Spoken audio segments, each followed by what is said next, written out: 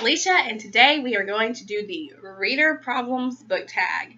I don't know who the original creator of this tag was. I will try to find it. I saw it on a couple different channels that I follow, and it looked like a lot of fun. I needed a tag for my Tuesday tags because I didn't do one last week, if you noticed that. So I thought we would jump in and do this one. I mean, why not? So there are 11 questions that I'm going to answer today, and I am just going to jump right on in there. Question number 1. You have 20,000 books on your TBR. How in the world do you decide what to read next? I don't. No. I pick the book that seems the most fun at the time. So I read whatever I'm in the mood for. Like, I made a TBR list for the summer of books that I kind of wanted to get through the summer, and I've already changed that a little bit because I decided I really didn't want to read some of those as much as I wanted to read some other books on my TBR, so I ditched those and added new ones onto the list in their place, and that's just kind of how I work. I read what feels good to me because reading shouldn't be a stressful experience. It should be something that we enjoy doing, and I feel like the way to keep it that way is to continue to read the things that I want to read in the moment that I want to read them. Question 2. You're halfway through a book and you're just not loving it. Do you quit or are you committed? I don't like leaving things unfinished, so I really try to stick with it. And there have been a lot of times that I've stuck with it and I've ended up loving it in the end, but there have been some times when I haven't. These are actually 2 books that I read this month that fit that category. This one, The Gatecrasher by Madeline Wickham, I within the first 10 pages knew that I wasn't loving it, but I hate to leave things unfinished. I stuck it out, got to the end, and actually physically, literally threw the book across the room when I was done reading it because I still couldn't stand it, and you'll hear more about that in my May wrap-up, but I have written a handy little review on my Tumblr blog, and I can leave that down below for you if you want to know the facts now. The next one is Far, Far Away, which is actually a book that I just finished, and this book, I did not care for it for a big chunk of it, but in the end of the book, I was quite happy that I did go ahead and give it a chance and read it and see what it was about, because in the end, I enjoyed the story. So I try to stick it out because I don't like leaving things unfinished. You just never know when someone's going to surprise you. 3. The end of the year is coming and you're so close but so far away on your Goodreads reading challenge. Do you try to catch up, and how? I don't really put too much oomph in my Goodreads reading challenge. I don't really care that much, to be quite honest. It's fun. It's kind of cool to see what everyone's doing. But at the same time, I don't really feel like I'm in a race against anyone else. I feel like I'm in a race against myself, and as long as at the end of the year I can say that I have confidently improved this year as a reader on some level, then I'm content. So I don't really stress too much about it. Number 4, the covers of a series you love do not match. How do you cope? I get upset about that. I don't like it when book covers don't match. But then again, you know, the first and second cover of my books that I personally published don't exactly match that much either because they had different cover designers, and so I'm going to have to get that situation fixed. But I'm not going to like rush out and buy the entire series all over again because the seventh book in the series changed its cover or whatever. But I am going to slowly start replacing those when I can find them for good prices, and then I'll probably donate the other ones to thrift stores or sell them in yard sales or something along that line. 5. Everyone and their mother loves a book. You really don't like it. Who do you bond with over shared feelings? I don't really know that I bond with anyone over shared feelings. I don't really have a lot of bookish friends. Kind of another fun thing about BookTube. Like, I have some friends who read, but we don't always read the same things, and so I don't really know that I bond with anyone over it. I'm not the kind of person who's gonna like go to Goodreads and like completely tear apart an author. I try not to tear apart stories too often either. I give my honest opinion on it. I think I probably, and not that I bond with him over it, but the person I drive crazy about it the most is my husband. He hears the brunt of my frustration over it, and since he doesn't really read that often, he doesn't really care. He doesn't really see a point in me being so passionate about it. In fact, he says, why don't you put that in your booktube review when you talk about the book? Because people would watch you being crazy over this book right now. You're reading a book and you're about to start crying in public. How do you deal? Well, first of all, why am I reading this book that's going to make me cry in public? I try not to do that.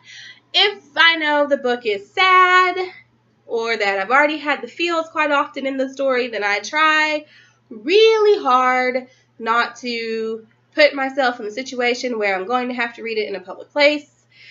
If the book catches me off guard, I do the whole, blotting it away thing sometimes. I try not to have the whole full puffy, red-faced, crying thing going for me because then people look at me like I'm crazy. And since a lot of the time I'm reading these books in my daughter's therapist office, I feel like they're putting me under the microscope if I am having these extreme emotional reactions.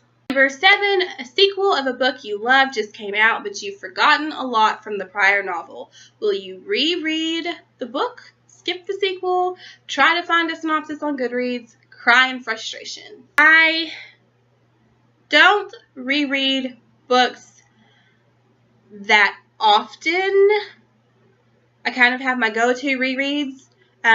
When a new one comes along, it gets added to that. But as far as me rereading books just to refresh my mind, I don't do it that often because I don't have the time to do it that often. I wish I did. I wish that I could reread over and over and over again. There's a series that I like. This is an adult-only series, but it came out, and I didn't read the first 2 books until the 3rd book was almost published because I just didn't really know about the series at that time. And so I read this one, and this one, and this one was in the process of coming out. It came out in a couple months, so I was able to read this one within a couple months. This one I had to wait a long time for, and by the time it got here, I had forgotten a lot about these 3, so I had some discrepancies here when reading this one. There's another one coming out that we're having to wait a long time for that I'm sure I will have forgotten a lot about these 4 when it comes, but I feel like if the story's written well enough, as I get more into the book, or this might just be for me, but as the story's written well enough, as I get more and more into the story, I start to remember more from the previous ones. If it's something that I just get hung up on, that I just absolutely cannot remember anything at all, what's going on, I'm completely confused, I'm probably going to Google, because chances are you can find the spoilers out there, and so you can Google that and refresh your memory really quickly, or, like the question said, go to Goodreads, read a few of the reviews. They'll tell you. People are pretty open in Goodreads. You do not want anyone borrowing your books. How do you politely tell people nope when they ask? I don't want anyone borrowing my books, and I gave you a classic example for that. Breaking the Signs tag video. I'll link that below if you want to see that. I really have had a lot of bad experiences with people borrowing my books. So when someone asks me if they can borrow my book, it kind of goes like, hey, can I borrow X and X book? I really took some time and I thought about it, but I just can't. I can't let you borrow that, because the reason is that I have ran into some situations before where I really trusted people with my books and they just didn't treat them that well, and I can't really cope that well with getting my books back and them being destroyed. So I'm sorry. I'm sorry. I can't. My husband was trying to see why I loved this book so much, and now this thing is going on because he just left it sitting in the car, and it got, and I don't like it, okay? I just don't like it. So I try to really let people know that they're not going to like me that much, that I'm going to be pretty anal retentive about my books, and that for the sake of our friendship, they really don't want to go there. Reading ADD. You picked up and put down 5 books in the last month. How do you get over the reading slump? I power through. I am a big believer that the best way out of something is just to go through it. I don't want to leave things unfinished. When I leave things unfinished, then I get stressed about it, and I don't want reading to be stressful. So I power through until the end, and then I can say, it's done, and I can take a break at that moment if I need to, or I can pick up something else and hope for better. And typically, I try to pick up for something else and hope for better. There have been a few times in life that I've had to just walk away from books for a few moments and say, I need some downtime because my brain can't process anymore right now. There are so many new books coming out that you're dying to read. How many do you actually buy?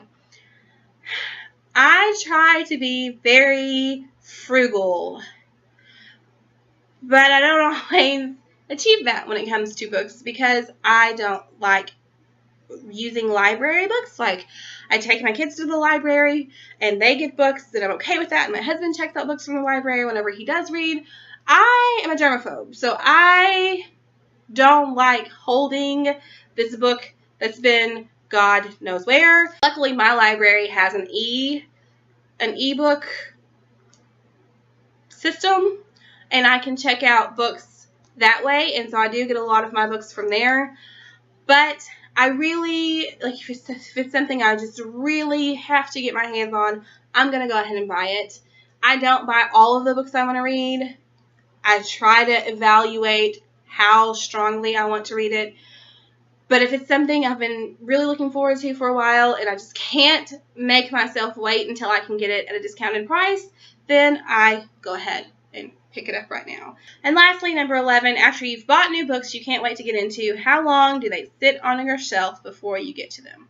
If I buy a new book that I've been dying to read, then I usually read it. I'm usually buying it because now is the moment that I got freed up and I can read it. If it's a book that, it's been on my TBR and it hasn't been read, then it's probably not one that I've been like, I have to read it right now. It's just one that was like, it sounds pretty cool. And so those books, I kind of pick up whenever because I found them Barnes & Noble on discounted price or the book outlet at a discounted price or something like that. So I just kind of have those sitting there and I can pick those up whenever. That was my Reader's Problems book tag. If you have done this tag below, let me know in the comments. Link it down there so I can check it out. If not, what are some of your reader's problems? Go ahead and let me know below and we'll chat down there. If you liked this video and you want to see more of my crazy rambling self, don't forget to subscribe, and I will see you guys next time. Bye! Also, I will be doing a review of Far, Far Away very soon, so keep an eye out for that one.